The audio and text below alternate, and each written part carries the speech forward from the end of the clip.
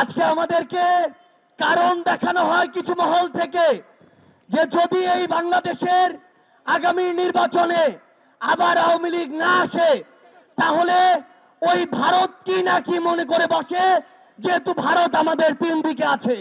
আমরা স্পষ্ট করে এই অভ্যুত্থানের ক্ষেত্র শাহবাগ থেকে বলতে চাই, ভারতের দিকে আমরা তাকাতে পারি কিন্তু ওই আধিপত্যবাদী ভারতের দিকে আমরা ঘৃণা করেও আর তাকাবো না।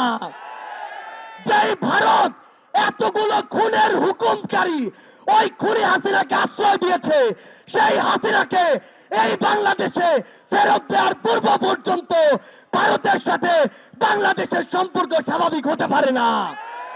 খাতা কলমের সম্পর্ক আর জনগণের সম্পর্ক কোনোদিন এক হতে পারে না। আমরা ভারতকে স্পষ্ট করে একটা কথা বলি, বাংলাদেশের সাথে যদি প্রতিবেশীর সম্পর্ক আগামীতে তারা দেখতে চায় তাহলে যে সকল খুনিকে তারা ওই জায়গায় আরামায়েশের স্থাপনা আবাসন দিয়ে রেখেছে তাদেরকে বাংলাদেশে পাঠাতে হবে এবং বাংলাদেশের মাটিতেই তাদের এই বিচার হতে হবে। আজকে থেকে 10 মাস আগে বাংলাদেশের অধিকাংশ মানুষ তাকিয়ে থাকতো কখন বাংলাদেশকে বিভিন্ন জায়গায় স্যাংশন দেয়া হবে, কখন আমেরিকা হস্তক্ষেপ করবে, কখন হাসিনা মারা যাবে, কখন পরের ইলেকশন আসবে, তারপরে তারা মাঠে নামার প্রস্তুতি নিত।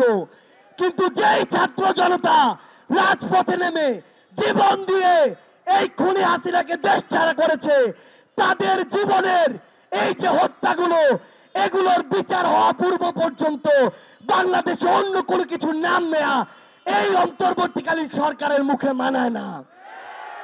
রাজনৈতিক দলগুলো আজকে সময়ের বিবেচনায় প্রতিযোগিতায় নেমেছে, আগে সংস্কার নাকি আগে নির্বাচন।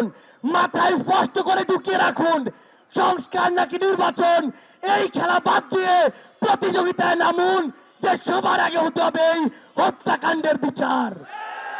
যেই তাপস নানক কাদেরদের প্রত্যক্ষ মদদে এই বাংলাদেশে খুনি হাসিনার হুকুমে এবং ভারতের প্রেসক্রিপশনে এই পিলখানা হত্যাকাণ্ড হয়েছে, শাপলায় হত্যাকাণ্ড হয়েছে, জুলাইয়ের হত্যাকাণ্ড হয়েছে, সেই হত্যাকাণ্ডের বিচার হওয়ার পূর্ব পর্যন্ত এই বাংলাদেশে অন্য কোনো কিছু কখনোই প্রাসঙ্গিক হতে পারে না।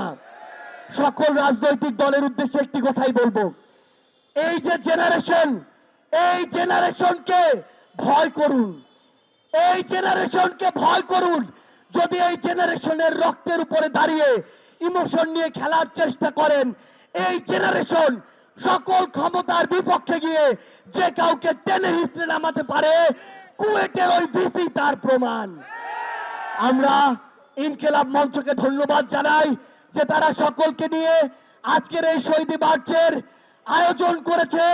এই মঞ্চের সকল শহীদ পরিবার, সামনে থাকা সকল আহত যোদ্ধাকে সামনে রেখে একটি কথাই বলি, এই অন্তর্বর্তীকালীন সরকারের সবচেয়ে বড় লেজিটিমেসি হচ্ছে এই শহীদরা, এই শহীদদের হত্যার বিচার করার পূর্ব পর্যন্ত এই অন্তর্বর্তীকালীন সরকার যদি অন্য কোনো কিছুর চিন্তা করে তাহলে তারা তাদের সারা জীবনের এই রক্তের দায়বদ্ধতা কখনো এড়াতে পারবে না। ইনকিলাব জিন্দাবাদ।